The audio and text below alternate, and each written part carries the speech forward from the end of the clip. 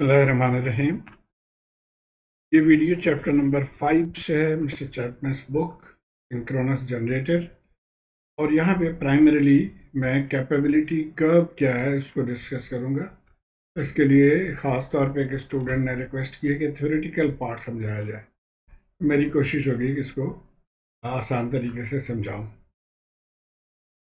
और इसको समझाने के लिए हम एग्जाम्पल 5.8 के पार्ट 1 को सॉल्व करेंगे। तो सबसे पहले आज आप जानते हैं कि एक जनरेटर में उसका स्टेटर होता है और रोटर। तो ये स्टेटर है जो कि सिंक्रोनस जनरेटर के केस में आर्मेचर वाइंडिंग स्टेटर पे होता है। तो ये जो वाइंडिंग्स है ये इसको हम स्टेटर वाइंडिंग भी कहते हैं और आर्मेचर वाइंडिंग भी कहते हैं। इसी तरह ये रोटर जो है इस पे फील्ड वाइंडिंग इसके ऊपर वाइंड की जाती है। तो ये इसको आप फील्ड वाइंडिंग कहेंगे या रोटर वाइंडिंग कहेंगे। अच्छा, फिर जो मेन ये कैपेबिलिटी कर्व जिसको मैं तो लिमिटेशन कर्व कहता हूँ, उसकी मेन रीज़न ये है कि हमें इन वाइंडिंग्स को बचाना है। Each winding must be protected from over heating. और इस ओवर हीटिंग को मद्देनज़र रखते हुए या इसके पावर कैपेबिलिटी को मद्देनज़र रखते हुए ये नंबर प्लेट्स या नेम प्लेट्स के ऊपर इसके कैरेक्टरिस्टिक्स वो लिखे जाते हैं। जैसे पावर फैक्टर लिखा गया है, स्पीड लिखा गया है, वोल्टेज दिया हुआ है, ये कैपेसिटी इन केवीए दिया है यानी अपरेंट पावर है, ये रियल पावर दिया हुआ है, यहाँ पे फ्रीक्वेंसी है, और करंट ये आर्मेचर करंट है, और ये फील्ड करंट गिवन है। और इन सबको जब हम कैपेबिलिटी कर्व में प्लॉट करेंगे तो कुछ इस तरह का डायग्राम आएगा। ये हमारा कैपेबिलिटी कर्व इस तरह से आएगा। तो इसको हम पढ़ेंगे आगे कि कैसे इसको हम ड्रॉ करते हैं, कैसे हम पहुंचते हैं इस डायग्राम तक। तो स्टार्ट में आपको याद होगा कि पर phase diagram of synchronous generator इस तरह से होता है, और इसमें इसकी इक्वेशन हमने ये लिखा हुआ है। इक्वेशन पहले भी यकीनन आपको पता, और इसकी जो फेजर डायग्राम है वो कुछ इस तरह से ड्रॉ किया गया था। अब इसकी एक सिंप्लीफाइड वर्जन भी है जिसमें हम आर ए को नेग्लेक्ट कर देते हैं। When X S is greater than R A, तो आर ए को नेग्लेक्ट करके ये डायग्राम हमारे पास आ गया। और इसके लिए जो फेजर प्लॉट है वो कुछ ये इसके वोल्टेज इक्वेशन आ गया, और फेजर प्लॉट कुछ इस तरह से हो जाएगा, यानी इस एलिमेंट को हमने इग्नोर कर दिया। तो अब इस फेजर प्लॉट को लेकर हम आगे चलेंगे। अच्छा, अब अगर इस पोर्शन को हम रिजॉल्व कर लें दो हिस्सों में, इसके वर्टिकल हॉरिजॉन्टल कंपोनेंट्स, तो ये कुछ इस तरह से, इसको समझने के लिए मैंने इतने हिस्से को टर्न कर दिया। अब ये थीटा है तो इसके सामने ये देखें साइन का एक कंपोनेंट हो जाएगा और ये कोसाइन कंपोनेंट। तो इसका मतलब है कि अब ये हमारा कोसाइन कंपोनेंट होगा यहाँ पे, और ये साइन कंपोनेंट। अच्छा, अब सवाल ये पैदा होता है कि ये थीटा यहाँ पे कैसे आ गया। उसके लिए ये इस डायग्राम से देखें तो मैं इस पॉइंट पे हमने इसके पैरेलल एक लाइन ड्रॉ कर ली है। अगर इसका एंगल थीटा है तो जाहिर है इसका भी थीटा होगा। उसके बाद ये 90 डिग्री लाइन इसके ऊपर जा रही है, तो इसके ऊपर ये भी 90 है, तो इसका मतलब ये 90 डिग्री हो गया एंगल। और ये चूंकि थीटा है तो ये जो बाकी एंगल है वो 90 माइनस थीटा हो गया। और फिर अगर हम एक वर्टिकल लाइन ड्रॉ करें तो इसका एंगल भी 90 होगा, तो ये 90 हो गया। ये एंगल 90 माइनस थीटा, तो इसका मतलब ये एंगल थीटा हो जाएगा। तो इस तरह से थीटा यहाँ पे आया। अच्छा, तो हम यहाँ पे थे। अब इसको हम ये वोल्टेज के फॉर्म में है, ये डायग्राम वोल्टेज इसमें गिवन है, हम इसको पावर के फॉर्म में कन्वर्ट करना चाहते हैं। यानी एक एलिमेंट अगर हम इसको ले लें तो इसको हम इस फॉर्म में लिखना चाह रहे हैं, 3v फेजर आई ए कॉस थीटा। तो इसको क्या करना होगा, इस डायग्राम को अब देखिए यहाँ पे। अगर इसको हम मल्टीप्लाई करें 3v phasor over x S से, तो ये एक्स एस कट जाएगा, तो ये बच जाएगा जो कि ये पावर के बराबर आ गया।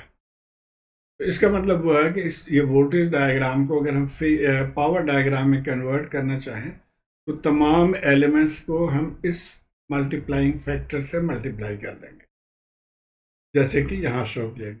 इसको भी हमने मल्टीप्लाई कर दिया, ये ई है बेसिकली। इसी तरह ये जो V5 था इसको मल्टीप्लाई कर दिया, इनको मल्टीप्लाई कर दिया, सबको हमने मल्टीप्लाइंग फैक्टर से मल्टीप्लाई कर दिया। तो अब ये मल्टीप्लाई करने के बाद अगर रीराइट अगर करें तो कुछ इस तरह से हो जाएगा। अभी नीचे वाला ये आ गया टर्म, ये टर्म आ गया, ये आ गया, और इस तरह ये, इसको हम डी ई कह रहे हैं, डिस्टेंस कह रहे हैं, ये यही वैल्यू है इसको मल्टीप्लाई करके। अच्छा, अब ये है हमारा कोसाइन टर्म, तो ये पावर टर्म होगा और इसको रियल पावर हम कहेंगे, तो ये हमारा रियल पावर आ गया। ये साइन टर्म है तो ये रिएक्टिव पावर को शो करेगा, तो ये रिएक्टिव एलिमेंट हो गया, और इन दोनों को कंबाइन करेंगे तो हमें अपरेंट पावर देगा, और जिसके लिए ये फॉर्मूला अगर आपको याद हो, तो apparent power is e square q square under root. तो अगर इन दोनों को स्क्वायर अंडर रूट करेंगे तो ये वैल्यू आ जाएगा। इसका मतलब ये apparent power 3 v phasor I phasor हो गया, तो ये हमारा अपरेंट पावर हो गया। तो अब ये 3 पावर यहाँ पे आ गए। अब हम इसको मजीद आगे चलते हैं। यहाँ पे एक चीज जो हमने करना है वो ये है कि इसकी देखिए ओरिजिन यहाँ पे है 0, हमने सिर्फ ये नीचे वाले लाइन को ड्रॉ कर दिया ये। अब हम इसके ओरिजिन को शिफ्ट करना चाह रहे हैं, हम चाह रहे हैं कि यहाँ पे 0 आ जाए।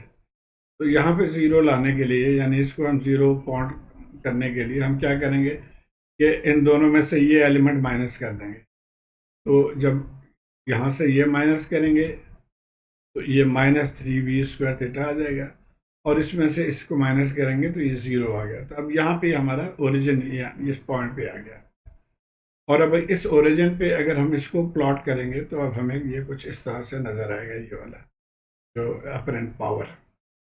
तो इस डायग्राम को हम आगे लेके चलते हैं। अभी हम यहाँ पे थे, अब इसको थोड़ा सा मजीद हमने घुमाना है। इसको अगर ये यूं टर्न दे दें इस तरह से, तो ये डायग्राम आ जाएगा। और इसको टर्न देने का मकसद मैं अभी आप बताता हूँ। इसको मजीद हम उल्टा लेते हैं, यूं राइट फ्लिप कर लेते हैं, तो ये डायग्राम हमारे पास है। अब यहाँ पे देखिए ये हमारा रिएक्टिव कंपोनेंट आ गया। रिएक्टिव कंपोनेंट जो है वो सिंक्रोनस जनरेटर में पॉजिटिव भी हो सकता है और नेगेटिव भी हो सकता है, दोनों वैल्यूज इसके हो सकते हैं। लेकिन जो रियल पावर है वो पॉजिटिव होगा, नेगेटिव नहीं। तो अब ये डायग्राम हमें सूट करता है, हमने इसको जो मॉडिफाई कर लिया। अब इस पे हम आगे जो कार्रवाई है हम इस डायग्राम के साथ करेंगे। अच्छा, अब ये कह रहा है कि line of constant armature current. अब ये इसमें देखिए, इसमें आर्मेचर करंट भी है IA, तो ये हमारे ये लाइन जो है कांस्टेंट आर्मेचर करंट को भी रिप्रेजेंट कर रही है। और अगर डिफरेंट एंगल्स को हम लेके चलेंगे तो जैसे कि ये मूव करेगा, एक दायरे में आ जाएगा, तो ये कुछ इस तरह से ये हो जाएगा। और ये रिप्रेजेंट क्या कर रहा है, IA आर्मेचर करंट, यानी आर्मेचर वाइंडिंग या स्टेटर वाइंडिंग की जो पावर है वो इस डायग्राम से हम शो कर रहे हैं। इसको हमने घुमाया ऑल द वे, तो ये एक एलिमेंट आ गया। स्टेटर करंट को हमने यहाँ पे प्लॉट कर लिया। अब दूसरा एलिमेंट जो है, हमें फील्ड करंट को प्लॉट करना है। तो field current is proportional to the machine flux, यानी फाई के साथ ये प्रोपोर्शनल है। और फ्लक्स और EA प्रोपोर्शनल है, यानी अगर हम फील्ड करंट को रिप्रेजेंट करना चाहें तो हमें EA को देखना होगा। और इस डायग्राम में वो ये लाइन है, इसमें EA है, तो इस लाइन को हमने लेके चलना है और फील्ड करंट को प्लॉट करने के लिए। इसमें भी जैसे हमने पहले किया था, इसको भी हम घुमाएंगे ताकि ये VAR जो है वो वर्टिकल लाइन में आ जाए। हमने इसको रोटेट किया और फिर इसको फ्लिप कर दिया, ये फ्लिप हो गया। अब ये देखिए, ये रिएक्टिव जो है वो पॉजिटिव नेगेटिव में आ गया और ये हमारा रियल लाइन आ गया। अब एक आध चीज़ें यहाँ नोट करनी है। सबसे पहले तो अगर हम यहाँ से इसको ओरिजिन लेके हम आगे पावर डायग्राम ड्रॉ करेंगे हम यहाँ से, तो ये हमारा ओरिजिन पॉइंट है। तो जैसे अब यहाँ पे देखिए, ये हमने जो डायग्राम ड्रॉ किया इस ओरिजिन पे, और इसको रेडियस मान के, ये जो रेडियस है तो मान के जो डायग्राम हमने ड्रॉ किया वो हमारा रोटर करंट या फील्ड करंट को शो करेगा, यानी उसके लिमिट को शो कर रहा है। तो the line of constant field current corresponds to the line of E A, जो कि ये लाइन ऑफ ई ए है, which are shown as the circle of magnitude this one। तो अब ये जो सर्कल है इसका मैग्नीट्यूड ये है, यानी और इसके सेंटर पॉइंट या स्टार्टिंग पॉइंट ये है। तो ये अभी फील्ड वाइंडिंग के जो लिमिट्स है उसको हमने प्लॉट कर दिया। तो दोनों लिमिट्स हमने प्लॉट कर लिए। ये आर्मेचर वाइंडिंग के लिमिट्स को प्लॉट किया और ये फील्ड वाइंडिंग के लिमिट्स को प्लॉट कर दिया। अब इन दोनों को हम इकट्ठा कर लेते हैं। अब दोनों को जब इकट्ठा कर लेंगे तो हमें ये डायग्राम हमारे पास आ गया। ये हमारे फील्ड की है और ये आर्मेचर के लिए। अब जो नेक्स्ट डायग्राम है उसको जरा गौर से देखिए। यहाँ पे ये देखिए, ये लोअर लिमिट है, ये हायर लिमिट। तो हमने जब विद इन लिमिट रहना है तो हम लोअर लिमिट को सिलेक्ट करेंगे। तो हमने ये ऊपर वाले को, इतने पोर्शन को हमने डिस्कार्ड कर दिया, तो ये आ गया। दूसरी बात यह है कि जैसे हमने कहा था कि जो पावर यानी रिएक्टिव पावर तो पॉजिटिव नेगेटिव हो सकता है, लेकिन रियल पावर सिर्फ पॉजिटिव होगा। तो ये नेगेटिव साइड को भी हमने एलिमिनेट कर दिया। तो ये हमने एलिमिनेट कर दिया। तो अब ये हमारे पास जो कंबाइंड पावर डायग्राम या कैपेबिलिटी कर्व आ गया। लेकिन इसके साथ एक और भी लिमिटेशंस जो है बाज़ दफ़ा बुक में गिवन होती है, और वो लिमिटेशन जो है वो इसको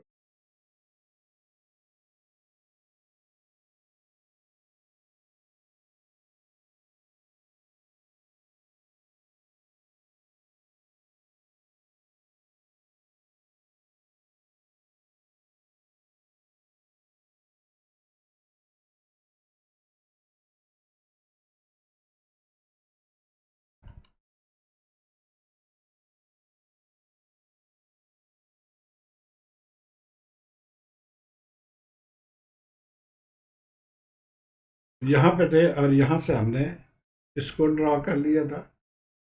और जैसे मैं बता रहा था कि एक लिमिटेशन जो है वो है टरबाइन के लिमिटेशन, या जो प्राइम मूवर है उसके लिमिटेशन।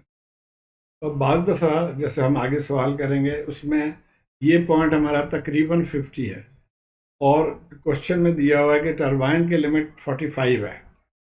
तो इसलिए अब हम इससे पहले लाइन ड्रॉ कर लेंगे 45, यानी इससे आगे हम नहीं जा सकते।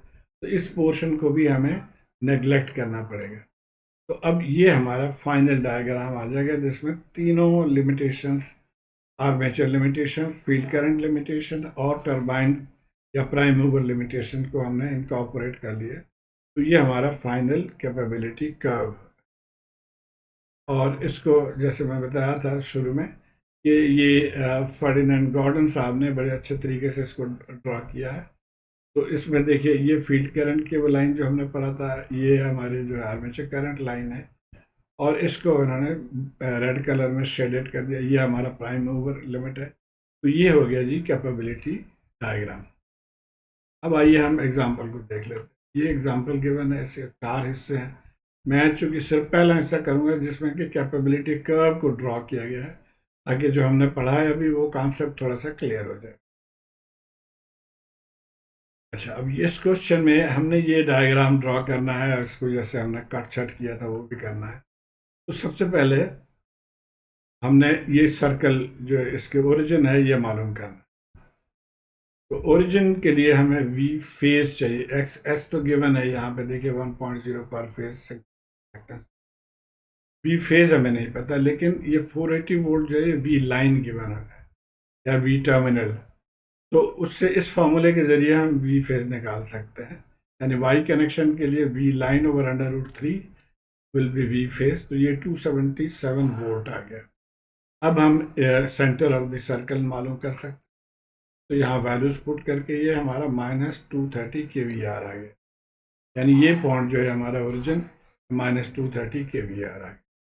अब उसके बाद हमने इसको पहले ड्रॉ करना है। उसके लिए हमें ये एलिमेंट जिसको हम डी ई कह रहे हैं वो मालूम करना है। तो डी ई मालूम करना है। आइए देखते हैं।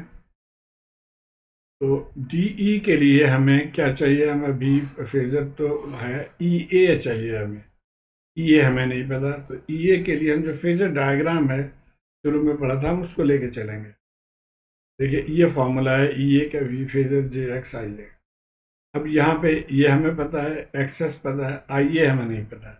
तो पहले हम आईए निकालेंगे। आईए कहाँ से निकालेंगे? आईए हम निकालेंगे रेटेड पावर से। तो आइए इस फॉर्मूले से निकालेंगे। अपरेंट पावर जो है वैसे निकालो 3V फेजर IA। तो यहाँ से आइए निकल आएगा। अब VS 50 गिवन है, ये आ गया, and divided by V phasor जो है 277। तो ये हमारा 60 एम्पेयर आ गया IA मैक्सिमम। अच्छा, अब एक चीज़ और मिसिंग है यहाँ पे, किसी एंगल कितना है। तो एंगल के लिए हम पावर फैक्टर से निकाल लेंगे। हमें ये पता है कि cosine inverse of power factor, तो ये 36.87। अब चूंकि लैगिंग है तो इसलिए हम माइनस साइन डाल। अब ये इसमें हम वैल्यूज पुट करेंगे टू फाइंड EA। तो ये वैल्यू आ गया हमारे V5 का, ये X, ये हमारा करंट। और इसको आप कैलकुलेटर को कॉम्प्लेक्स मोड में डाल के आप एक स्टेप में इसको निकाल सकते। तो EA आ गया हमारे पास। अब हम ये जो डिस्टेंस है या रेडियस है इसको निकाल सकते हैं। तो इसमें वैल्यूज हमने पुट कर दिए, तमाम मैग्नीट्यूड पुट किए, तो ये आ गया 263 kVAR। अब इसके लिए हम एक ढांचा ले लेते हैं स्केल का कि ये हमारे पास ये हॉरिजॉन्टल एक्सिस है और ये वर्टिकल एक्सिस है। अब ये जो हमारा जो ओरिजिन पॉइंट था, ये चूँकि -230 है तो इसको काफ़ी नीचे लेके जाना पड़ा। तो यहाँ ये 230 हमने मार्क कर दिया, ये हमारा ओरिजिन पॉइंट आ गया। उसके बाद अब रेडियस हमने DE 263 है, तो यहाँ से 263 लेकर तो हमने एक सेमी सर्कल ड्रॉ करना है, जैसे यहाँ पे शो किया गया है।